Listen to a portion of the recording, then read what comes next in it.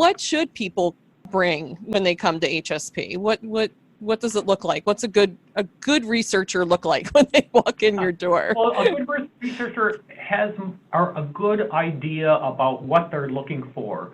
I mean, I always get someone coming up to the reference desk, and they'll say, I'm looking for a death certificate.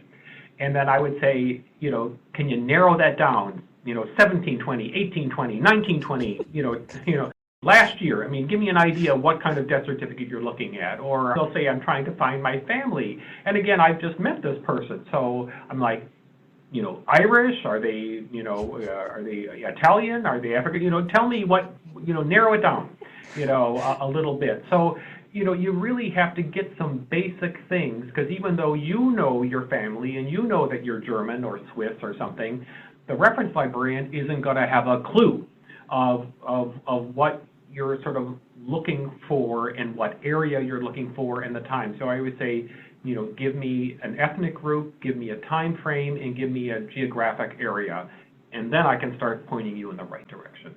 Excellent advice. So really exhaust sort of the records that are available through online research or, your own things, and then bring that in. So yeah. The folks at HSP, the staff can get you set in the right direction. So HSP has a couple different layers to it. So it's got is it called the family history room? Is that correct, with the genealogies? That's right. Yeah, we have about 10,000 published genealogies in the family history room. That's correct.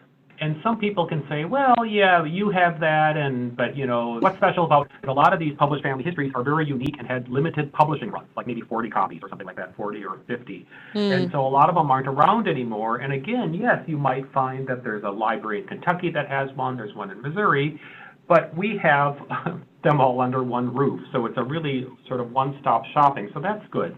Our Pennsylvania room has Pennsylvania and New Jersey materials that are out in the open. Questions to us, we had to sort of lock Delaware up, expand beyond the family history room, and so R through Z is actually around the sides of the Pennsylvania room. And we have two types of things in the Pennsylvania room. We have published books, and then we also have ledgers. These are handwritten, hand-compiled ledgers of local, primarily sectarian records compiled by the Genealogical Society of Pennsylvania. So those are all in the open shelves as well.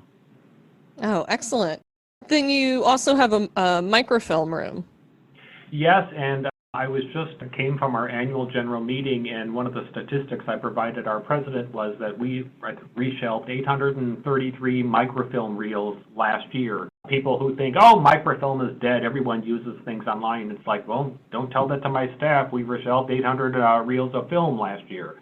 So film is still being used. We have a lot of ethnic newspapers on microfilm, thanks to the Balch Institute, and then a lot of microfilm dealing with genealogy, and thanks to the Genealogical Society.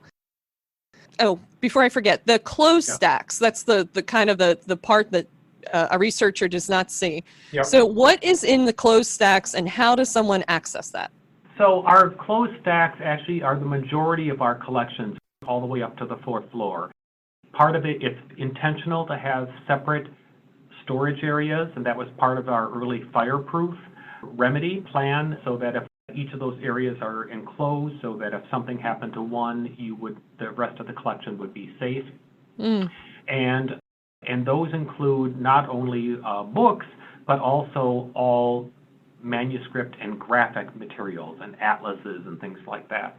So in order to use those materials, in our online catalog, it'll say closed stacks, and you just have to put down an identifying number. If it's a book, it's a call number plus, the author title, something to give us an idea if there's more than one item in that call number. Or if it's a collection, you would put down, the collection number, and you would say, I want a letter from John Adams. That is, of our 4 rooms that are open to the public, our 4 stack areas. So we talked about the family history room, the Pennsylvania room, the microfilm room, but the last one, of course, is our reference room, what we call our reading room. It's a wonderful, archaic term. In our reading room is our reference collection, everything from how-to books like how to find your Cherokee ancestors, to passenger lists, to the history of areas, general sort of histories of different areas of Pennsylvania or areas that we collect genealogically.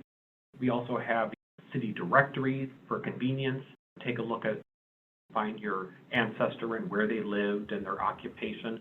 So a lot of really good material in those areas.